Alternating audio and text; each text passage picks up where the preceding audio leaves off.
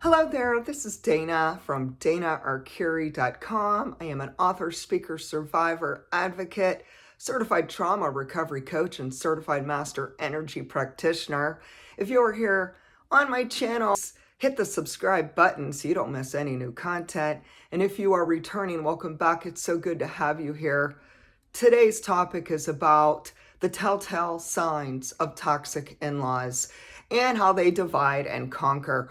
Oftentimes when we're really young and before we ever get married, we don't realize that we're not only marrying our spouse, but it's like we're marrying the in-laws. We don't really know this in advance. At least I didn't realize this when I was 25 years old and preparing to walk down that aisle. But through the years, we do discover that there could be some unpleasant dynamics that take place with the in-laws. And oh my, drama, drama, drama. So let's talk a little bit about the telltale signs of toxic in-laws. Oftentimes, our gut instincts will alert us, danger, danger, danger, something's wrong.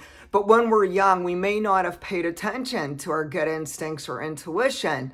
So if you are young or old, it is very important to tap into your intuition because the intuition never lies.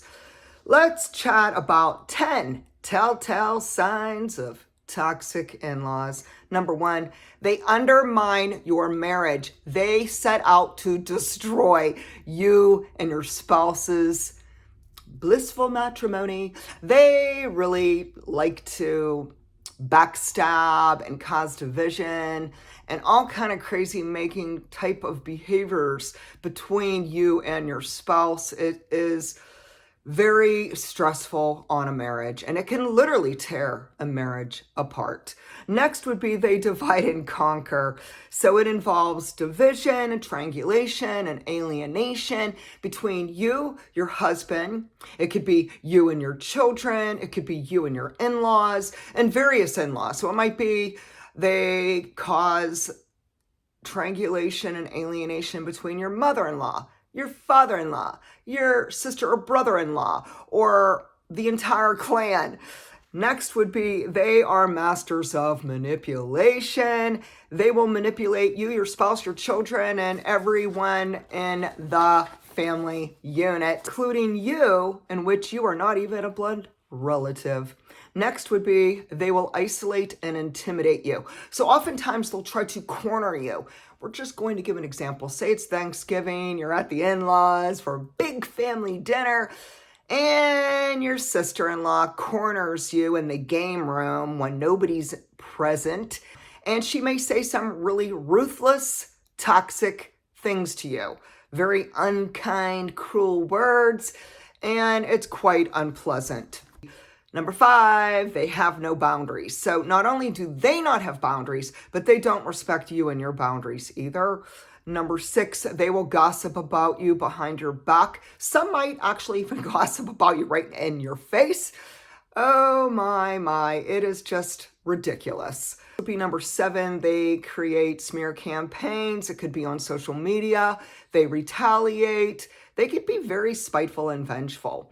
Next is number 8, they use coercive control to overpower you. So their intent is to harm you, harm your marriage, and it can be quite disturbing and stressful. Next is they give you unsolicited advice. They'll give you marriage advice. They'll give you parenting advice, financial advice, housing advice. I'm talking across the board. They'll give you all kinds of advice, even of things they have no clue about and they could be absolutely ignorant about, but yet they are the walking dictionary and they will always tell you what to do, how to do it, when to do it, why to do it, when not to do it, etc., etc. I know you know what I'm talking about. Number 10, toxic in-laws are extremely disrespectful.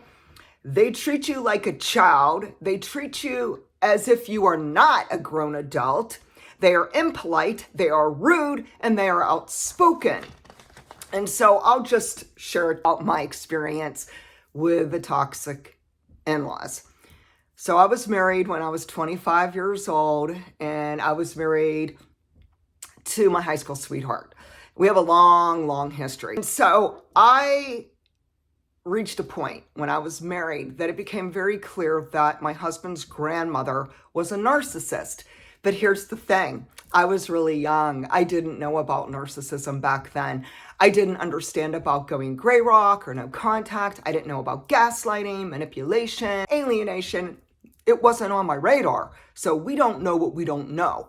But what I did know was at one point, after several years of this grandmother's narcissistic abuse and triangulation and alienation, that's when things really revved up. So my husband's grandmother hated my mother-in-law. It reached a breaking point for me when I was at my sister-in-law's wedding. And my husband's grandmother cornered me and started gaslighting me, manipulating me, and literally screaming at me. I broke out, I kid you not, in red hives, and something in me clicked just like that. And I thought, not on my watch. And I said to my husband, you know what? I'm not up for this. I'm not up for your grandmother. I'm not up for her bad behaviors. I'm leaving.